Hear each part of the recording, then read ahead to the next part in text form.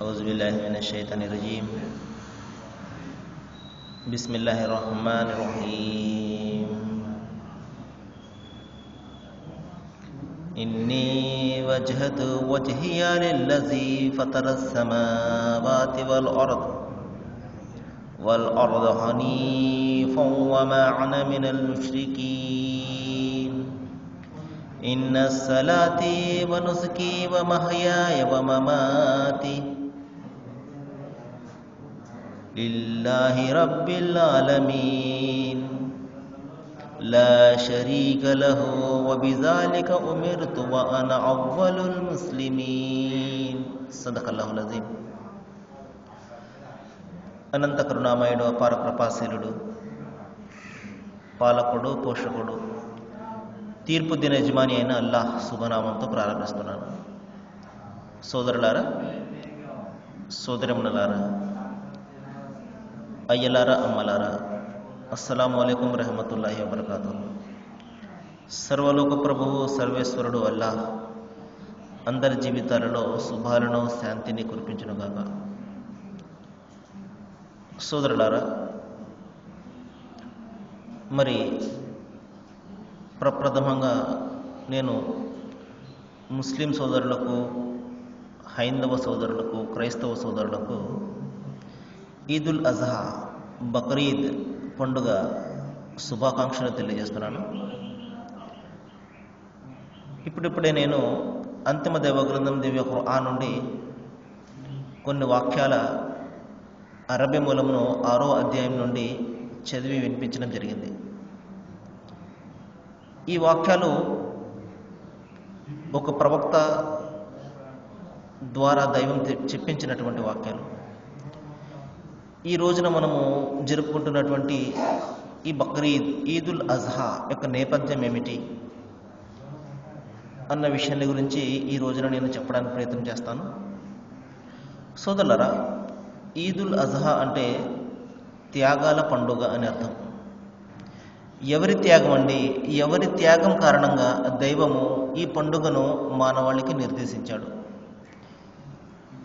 ఈ త్యాగాలు ఒక ప్రవక్త చేసినటువంటి త్యాగాలు.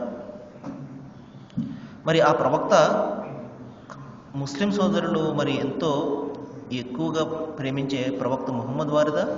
సల్లల్లాహు అలైహి వసల్లం కాదు. మరి క్రీస్తు యేసు వారిదా? అది కూడా కాదు. మరి యూదులు తమ ప్రవక్తగా మరి ఎంతగానో గౌరవించే మోషే ప్రవక్త వారిదా? మూసా అలైహిస్సలాం, ఆయనదా కూడా కాదు. మరి ఎవరిది అంటే ప్రవక్తలకే తండ్రిగా దైవం పేర్కొన్నటువంటి అబుల్ అంబియా హజరత్ అబ్రహాం ప్రవక్త అలైహిస్సలాం, దైవం ఆయనపై శాంతిని కురిపించును గాక.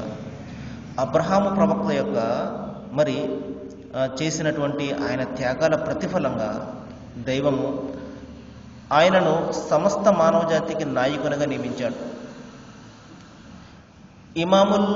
ఇమాముల్ నాస్ అని ఆయనను పేర్కొనడం జరిగింది. అంటే మానవ జాతికి నేను నాయకునిగా నియమిస్తున్నాను అని.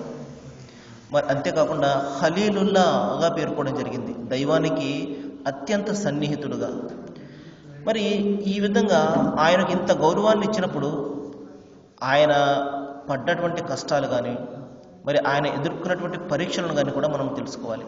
ఎందుకంటే ఒక వ్యక్తికి గౌరవం కానీ లేకపోతే ఫలితం కానీ మరి కష్టాలు అనుభవించిన తర్వాతనే దక్కుతాయి. మరి ఏమిటండి హజరత్ ఇబ్రాహీం చేసినటువంటి త్యాగాలు ఏమిటి అన్న విషయానికి వస్తే సోదరులారా, నేటికి సుమారు మరి 3000 సంవత్సరాలకు పూర్వము ఇరాక్ నగరంలో హజరత్ ఇబ్రాహీం జన్మించడం జరిగింది. ఆయన జన్మించినటువంటి కుటుంబము చాలా సంపన్నమైనటువంటి కుటుంబము. మరి ఆనాటి రాజు వద్ద ప్రధాన పూజారిగా ఉన్నటువంటి తండ్రికి జన్మించినటువంటి ఆ ఇబ్రాహీం చిన్నతనం నుండి కూడా ఆలోచన చేసేవారు. తన తల్లిదండ్రులు, మరి తన బంధువులు, తన జాతి వారు దైవానికి స్వరూపాలు కల్పించి, ప్రతిమలు కల్పించి ఆరాధించడం చూసి ఆయన ప్రశ్నించారు, ఓ తండ్రి, మీరు ఏమిటి చేస్తున్నారు అని. అప్పుడు తండ్రి అంటాడు, ఇవి కొన్ని విగ్రహాలు మేము మా తల్లిదండ్రులు, మా తాత ముత్తాతలు చేస్తుండగా మేము చూసాము, మేము కూడా చేస్తున్నాము అంటాడు. అప్పుడు ఇబ్రాహీం అంటారు, ఇవి మరి చూస్తాయా, మాట్లాడతాయా అని ప్రశ్నిస్తారు. మరి మీరు ప్రార్థించినప్పుడు మీకు సమాధానం పలుకుతాయా అని ఆయనను ప్రశ్నించడం జరిగింది. అప్పుడు తండ్రి అంటాడు, అవన్నీ కూడా మాకు తెలియవు, మా తాత ముత్తాతలు చేస్తున్నారు, మేము చేస్తున్నాము అంటాడు. అప్పుడు ఇబ్రాహీం, మీరు తాత ముత్తాతలు చేస్తున్న దాన్ని నేను వ్యతిరేకిస్తున్నాను అని ఆయన దైవం ఎవరు అన్న అన్వేషణలో ఆయన తీవ్రమైనటువంటి ఆలోచనలో మునిగిపోతారు. ఆకాశంలో చుక్కలను చూస్తారు, ఇవి నా దైవమేమో అని భావిస్తారు. తెల్లవారుతుంది, చుక్కలు ఉండవు, లేదు, మరి ఈ విధంగా కనుమరుగైపోయేవారు నా దైవం కాదు అని ఆయన తనను తాను సర్ది చెప్పుకుంటారు. చంద్రుని చూస్తారు, ప్రకాశవంతమైనటువంటి చంద్రుని చూసి ఇది నా దైవమేమో అంటారు. ఆ చంద్రుడు కూడా మరి అస్తమించగానే, తెల్లవారుగానే లేదు, ఈ విధంగా మరుగున పడిపోయేవాడు నా దైవం కాదు అంటారు. సూర్యుడిని చూస్తాడు, మరి ప్రకాశవంతమైనటువంటి ఆ సూర్యుడిని చూసి ఇది అన్నిటికంటే పెద్దగా ఉన్నది, ఇది నా దైవమేమో అని భావిస్తారు.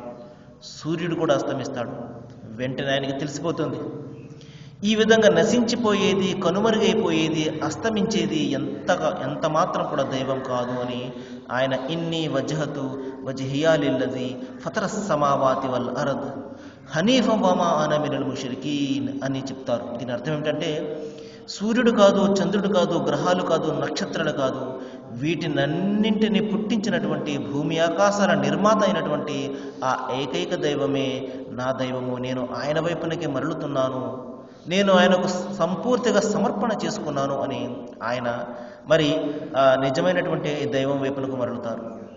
మరి ఎప్పుడైతే ఆయన నిజ దైవాన్ని ఆరాధించడం మొదలుపెట్టారో మరి తండ్రికి వ్యతిరేకులైపోయారు. తండ్రి హెచ్చరించాడు, ఓ ఇబ్రాహీం, తాత ముత్తాతల ఆచారాల నుండి నీవు మరలినట్లయితే నేను నిన్ను రాళ్లతో కొట్టి చంపేస్తాను అని బెదిరిస్తారు. అయినప్పటికీ కూడా ఇబ్రాహీం ఏ మాత్రం కూడా తాత ముత్తాతల ఆచారాన్ని ఆయన పాటించకుండా సృష్టి ప్రభువుకే మరి ఆరాధన తెలుపుతున్నప్పుడు మరి ఆనాటి రాజు అయినటువంటి నమ్రూద్ అనే ఒక రాజు ఇబ్రాహీంని పిలిచి, నేను కాకుండా నీకు మరొక దైవం ఉన్నాడా, నీవు నా ఆరాధన చేయకపోతే నేను మంటల్లో వేసేస్తాను అని బెదిరిస్తాడు. అయినప్పటికీ కూడా ఇబ్రాహీం చలించరు. మరి ఆయనను మంటల్లో వేసి కాల్చడానికి మరి ప్రయత్నం చేసినప్పుడు దైవ ఆజ్ఞ అవుతుంది, ఓ అగ్ని చల్లారిపో, నీవు ఇబ్రాహీముకు మరి ఏమాత్రం కూడా హాని చేయకు అన్న ఆజ్ఞ వస్తుంది. అగ్ని ఆయనను ఏమి కూడా చెయ్యదు. ఈ విధంగా మొట్టమొదటి పరీక్షలో ఆయన దైవం పట్ల అచంచలమైనటువంటి విశ్వాసంతో ఆయన ఎదుర్కోవడం జరిగింది. ఆ తర్వాత ఆ పరీక్షలో ఆయన నెగ్గడం జరిగింది. ఇక రెండవ పరీక్ష ఏమిటంటే, కొంతకాలం అయిన తర్వాత ఆయనకు మరి పెళ్ళి అవుతుంది. కానీ సుమారు 88 సంవత్సరాలు వచ్చే వరకు కూడా ఆయనకు సంతానం అనేది కలగదు. అనునిత్యం కూడా ఆయన ప్రార్థిస్తున్నారు, సంతానం ప్రసాదించమని. ఈ ప్రవక్త ప్రతిభలో మరి దైవధర్మం యొక్క సంస్థాపనలో సహాయకులుగా, నాకు సహకరించేవారుగా నా సంతానాన్ని మలచు, నాకు ఒక సంతానాన్ని ప్రసాదించు అని ఆయన ప్రార్థించారు. సుమారు 90 సంవత్సరాల తర్వాత దైవం ఆయనకు ఒక బిడ్డను ప్రసాదిస్తాడు. మరి ఆ బిడ్డ పేరే హజరత్ ఇస్మాయిల్, మొట్టమొదటి కుమారుడు. మరి వెంటనే రెండవ పరీక్షను ఎదుర్కోవడం జరిగింది. మరి లేక కలిగినటువంటి బిడ్డను ఎక్కువగా ప్రేమిస్తాడా అబ్రహాం, లేకపోతే దైవం పట్ల ఎక్కువగా ప్రేమ ఉంటుందా అని ఆయన ఒక ఆజ్ఞ ఇచ్చారు. ఆ ఆజ్ఞ ఏమిటి? దైవాజ్ఞ ఏమిటంటే, ఓ ఇబ్రాహీం, నీవు నీ బిడ్డను, నీ భార్యను తీసుకుని వెళ్ళి మరి దూరంగా ఉన్నటువంటి మక్కా నగరంలో మరి రాళ్ళు రప్పల మధ్య నీరు కూడా లేనటువంటి ఆ పరిస్థితుల్లో నీవు విడిచిపెట్టి వచ్చేయి అని ఆజ్ఞ అవుతుంది. చూడండి, లేక కలిగినటువంటి కుమారుడు, ఇంకా పొత్తిళ్లలో ఉన్నటువంటి కుమారుడు, పాలు కూడా విడవనటువంటి కుమారుడు, ఇటువంటి కుమారుడిని తీసుకువెళ్ళి మరి జనసంచారం లేనటువంటి మక్కా నగరంలో మరి విడిచిపెట్టి రమ్మని దైవాజ్ఞ అవుతుంది. ఆయన ఏమాత్రం కూడా చలించరు. ఈ పరీక్షలో కూడా ఆయన నెగ్గుతారు. తన భార్యను, తన బిడ్డను తీసుకుని వెళ్ళి మక్కా నగరంలో మరి ఆయన విడిచిపెట్టి రావడం జరుగుతుంది. మరి ఆ తల్లి అడుగుతుంది, ఓ ఇబ్రాహీం, ఎక్కడికి వెళ్తున్నారు మమ్మల్ని విడిచిపెట్టి జనసంచారం లేనటువంటి ప్రదేశంలో, నీళ్లు కూడా లేవే అని ఆమె ఆక్రోశిస్తుంది. హజరత్ ఇబ్రాహీం చెప్తారు, ఏమి మాట్లాడకుండా వెళ్ళిపోతుంటారు. అప్పుడు భార్య అంటుంది, ఇది దైవాజ్ఞ అనగానే ఆయన అవునని తల ఊపి మరి వెనక్కు కూడా తిరిగి చూడకుండా తన భార్య బిడ్డలు విడిచిపెట్టి వెళ్ళిపోతారు. సోదరులారా, మరి ఆ తల్లి ఆ పొత్తిడిలో ఉన్నటువంటి బిడ్డను తీసుకుని నీటి కోసం అలమటిస్తూ అటు ఇటు తిరుగుతుంటుంది. అక్కడ 2 కొండలు ఉంటాయి, సఫా మరియు మర్వా అనే 2 కొండలు. ఆ 2 కొండల మధ్య 7 సార్లు ఆమె తిరుగుతుంది. ఆ కొండ దగ్గర నీళ్లు దొరుకుతాయేమో, ఈ కొండ దగ్గర నీళ్లు దొరుకుతాయేమో అని. మరి దైవము ఆమె కోసము ఒక నీటి ఊటను ఉద్భవింపచేస్తాడు. మరి దానినే జంజం అని పిలవడం జరిగింది. మరి నేటికి సుమారు 3000 సంవత్సరాలకు పూర్వం ఉద్భవించినటువంటి ఆ జంజం నీళ్లు నేటికి కూడా నిరంతరంగా నిరాటంకంగా ఇవి ఉద్భవిస్తూనే ఉంటాయి.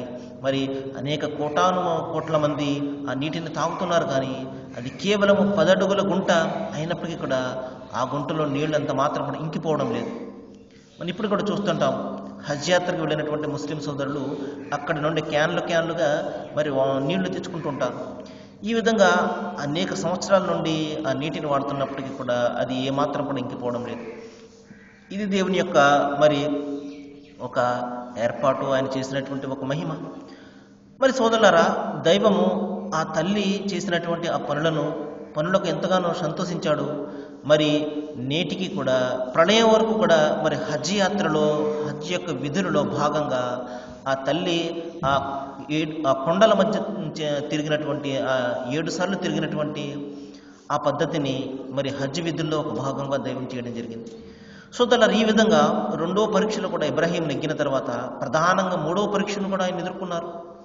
మరి కుమారుడు సుమారు 15-16 సంవత్సరాల వయసుకు చేరుకున్న తర్వాత వెంటనే ఇంకొక ఆజ్ఞ అవుతుంది. ఓ ఇబ్రాహీం, నీవు నీ కుమారుణ్ణి మరి వధించు, బలి ఇవ్వు అన్న ఆజ్ఞ వస్తుంది.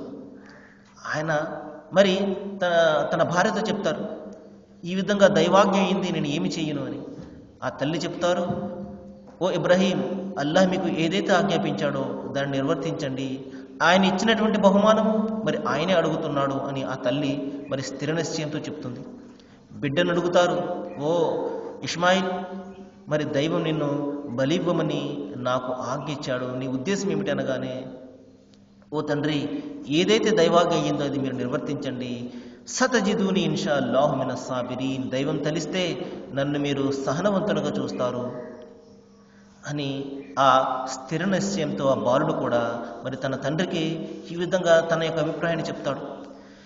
మరి సోదరులారా, చూడండి, లేక కలిగినటువంటి బాలుడు మరి అతన్ని అచ్చట ముచ్చట తీరకుండానే దైవము మరి ఆ కుమారుని బలివ్వమని అడుగుతున్నాడు. అంటే ఆయన ఎదుర్కొన్నటువంటి ఆ పరీక్ష, మానసిక సంఘర్షణ చూడండి.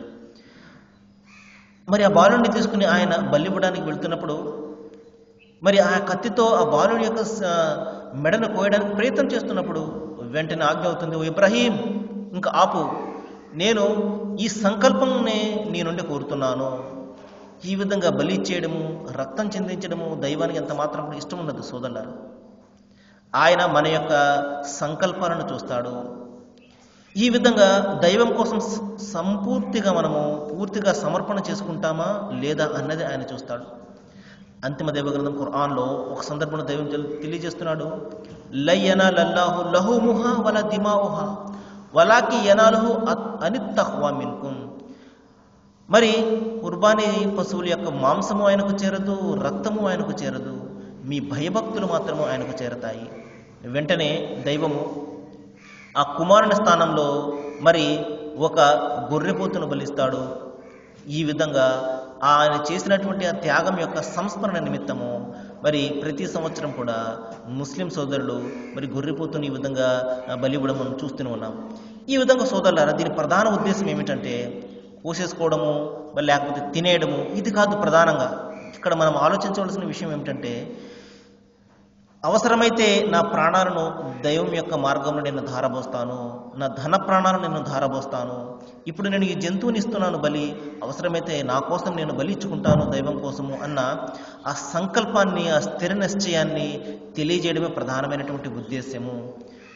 కాబట్టి సోదరులారా, మరి ఇంకా ఆయన ఒక మాట పలికారు హజరత్ ఇబ్రాహీం వారు, ఇన్న సలాతి వ నుసుకి వ మహయాయ వ మమాతి లిల్లాహి రబ్బిల్ ఆలమీన్. నా మరణము, నా జీవనము, నా సమస్త ఆరాధనలు అన్నీ కూడా సకల లోకాల ప్రభు అయినటువంటి అల్లాహకు మాత్రమే అని. ఈ విధంగా మన పలుకు, మన ఆరాధన, మన సమస్త జీవితము మరి మన జీవితము మన మరణము అంతా కూడా ఆ సృష్టి ప్రభువుకు మాత్రమే అంకితం చేయాలి. మరి సోదరులారా, ఈ ఉద్దేశం నిమిత్తమే అంతిమ దైవ గ్రంథంలో దైవము మరి మానవాళి అంతటికీ కూడా మహాప్రవక్త ముహమ్మద్ సల్లల్లాహు అలైహి వసల్లం వారికి అనుచర సమాజమైనటువంటి మనందరికీ కూడా ఈ విధమైనటువంటి స్థిర నిశ్చయాన్ని ప్రకటించే నిమిత్తమే మరి ఈ త్యాగాల పండుగ, హజరత్ ఇబ్రాహీం చేసినటువంటి ఈ త్యాగాల పండుగ సంస్మరణార్థము దైవము ఆయన మార్గంలో మరి మన ముస్లిం సోదరులందరూ కూడా కుర్బానీ ఇవ్వడం చూస్తూ ఉంటాం. మరి సోదరులారా, మరి నేను అల్లాహ్ను ప్రార్థిస్తున్నాను, ఆ మహనీయుడు చేసినటువంటి ఆ త్యాగాల యొక్క ఫలితంగా హజరత్ అబ్రహాము ప్రవక్త వారు చేసినటువంటి ఆ త్యాగాలు అందుకనే దైవం తెలివిస్తాడు. అబ్రహాం యొక్క నిజమైనటువంటి వారసులు ఎవరు అంటే ఈ ప్రవక్త ముహమ్మద్ వారు మరియు ఆయన అనుచర సమాజం అని. కాబట్టి మనం అందరం కూడా హజరత్ ఇబ్రాహీం వారి యొక్క అనుచర సమాజము, ఆయన యొక్క నిజమైనటువంటి వారసులము. ఆయన చేసినటువంటి త్యాగము ఫలితంగా ఆ సంస్మరణార్థము మనము ఈ రోజున ఈ పండుగ జరుపుకుంటున్నాము. మరి సోదరులారా, నేను అల్లాహ్ను ప్రార్థిస్తున్నాను, ఏ మహనీయుని త్యాగం యొక్క సంస్మరణార్థము మనం ఈ పండుగ జరుపుకుంటున్నామో మరి అవసరమైతే సోదరులారా, ఆ మహనీయుడు చేసినటువంటి త్యాగాన్ని మనము కూడా దైవ మార్గంలో అవసరమైతే చేయాలి అన్న స్థిర సంకల్పాన్ని, నిశ్చయాన్ని మనం కలిగి ఉండాలి. నేను అల్లాహ్ను ప్రార్థిస్తున్నాను, ఏ విషయాలైతే ఇక్కడ మనం విన్నామో వీటి పట్ల మరింత అవగాహన కల్పించుకొని నిజమైనటువంటి విశ్వాసులుగా జీవితం గడిపే మహాభాగ్యాన్ని అల్లాహ్ మనందరికీ ప్రసాదించుగాక. మరొకసారి నేను బక్రీద్, ఈదుల్ అజ్హా యొక్క శుభాకాంక్షలు తెలియజేస్తూ ముగిస్తున్నాను. వాఖిరు దవనా అనిల్ హమ్దులిల్లాహి రబ్బిల్ ఆలమీన్. అస్సలాము అలైకుం.